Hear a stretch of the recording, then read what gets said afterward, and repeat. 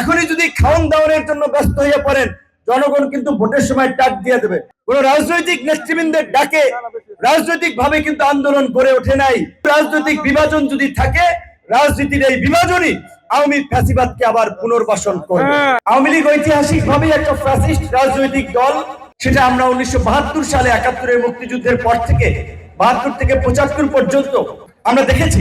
71-এর মুক্তিযুদ্ধে, এই 75-এ 7ই নভেম্বরে সিপাহী জনতার বিপ্লবে, 90-এর স্বৈরাচার বিরোধী আন্দোলনে এবং 2024-এ আপনারা সকলেই জানেন 90-এর স্বৈরাচার বিরোধী আন্দোলনে তৎকালীন সেনাপ্রধান জেনারেল নুরুদ্দিন সাহেব যখন এরশাদকে ডিনাই করেছিল, সরি মিস্টার প্রেসিডেন্ট, আমরা জনগণের রক্তপাত ঘটিয়ে জনগণের বুকের উপরে গুলি চালিয়ে আমরা আপনাকে ক্ষমতায় রাখতে পারবো না, আপনার জন্য সময় আছে 45 মিনিট। সেই সময় বাংলাদেশের গণতন্ত্র মুক্তি পেয়েছিল। এই 2024-এও যখন ছাত্র জনতার গণ আন্দোলনে চতুর্দিকে যখন মুহুর্মুহু গুলি, ছাত্রলীগ যুবলীগের সন্ত্রাসী ক্যাডারদেরকে প্রশিক্ষিত সারা দেশের ক্যাডারদেরকে ঢাকায় নিয়ে বৈধ অবৈধ অস্ত্র দিয়ে যখন ছেড়ে দিয়েছিল, সারা দেশে একটা নৈরাজ্য। সেই সময় আমাদের সামরিক বাহিনী ঐতিহাসিক দায়বদ্ধতা এবং প্রেক্ষাপট থেকেই বরাবরের মতো আমরা দেখি 24-এর গণ অভ্যুত্থানেও তারা ছাত্র জনতার কাতারে এসে দাঁড়িয়েছে। মানুষের নেচার, স্বভাব এটাও আমাদের আছে যে আমরা বিপদে পড়লে আল্লাহরে ডাকি, বিপদ পড়লে আল্লাহরে ভুলে যাই। ঠিক একইভাবে বিপদে পড়লে, সংকটকালীন সময়ে আমরা যখন কোণঠাসা হই, সেটা বিভিন্ন রাজনৈতিক দল, তখন আমরা অন্য দলকে খুঁজি, ভাই আসেন আমরা একসাথে কাজ করি, নাহলে আমি এখন গর্তে পড়েছি, পরে আপনি মুক্তি পাবেন না। কিন্তু বিপদ উঠতে গেলে আমি মনে করি আমি সর্বে সর্বা। তো এই কারণে এই গণ অভ্যুত্থানের পূর্বের যে পরিস্থিতি আওয়ামী লীগ এই দেশে কায়েম করেছিল, সেই পরিস্থিতি যেন ফিরে না আসে, সেই রাজনৈতিক কমিটমেন্টের জায়গা থেকে রাজনৈতিক নেতৃবৃন্দকে ওই জায়গাটিতে থাকতে হবে।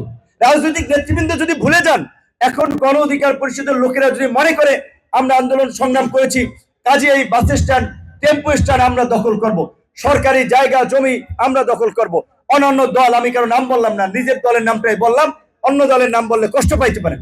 আমরা যদি এই দখলদারি, চাঁদাবাজি, টেন্ডারবাজি, মানুষের উপরে জুলুম, নির্যাতন, হামতাম করি, মানুষ কিন্তু আমাদেরকে ছাড়বে না। আওয়ামী লীগকে ছাড়ে নাই।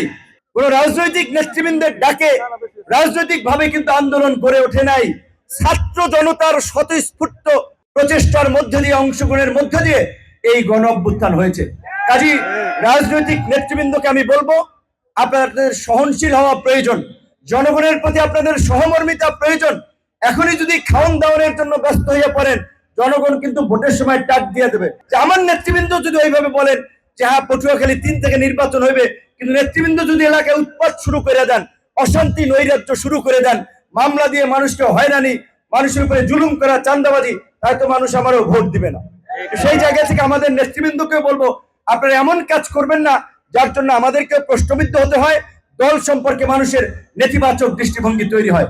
এখন প্রধান উপদেষ্টা সাংবাদিকদের সাথে বলছিল আওয়ামী লীগকে নিষিদ্ধ করার কোনো প্ল্যান নাই, রাজনৈতিক দলগুলো বক্তব্য দিচ্ছে, রাস্তায় নেমে পড়েছে। কিন্তু রাজনৈতিক বিভাজন যদি থাকে, রাজনীতির এই বিভাজনই আওয়ামী ফ্যাসিবাদকে আবার পুনর্বাসন করবে।